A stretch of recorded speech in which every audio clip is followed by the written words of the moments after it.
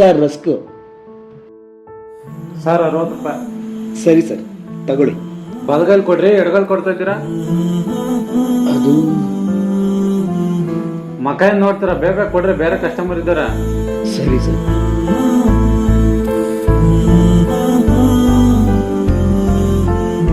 ತಗೊಳ್ಳಿ. Sorry sir, ದುಡ್ಡೇನು ಬೇಡ ಬಿಡಿ ಸರ್. ಏನ್ ಸರ್, ನನ್ನ ಕೈ ಊನಾಗಿರೋದು ನೋಡಿ ಕರುಣೆ ಬಂತ?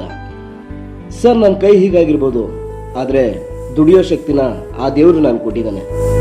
ತಗೊಳ್ಳಿ ಸರ್. ಸರ್, ಒಂದು ಮಾತು, ಕೊಡೋ ಕೈ ಯಾವುದಾದ್ರೇನು ಸರ್, ನೋಡೋ ದೃಷ್ಟಿ ಸರಿಯಾಗಿದ್ರೆ ಎಲ್ಲ ಒಳ್ಳೇದೇ ಆಗುತ್ತೆ ಸರ್.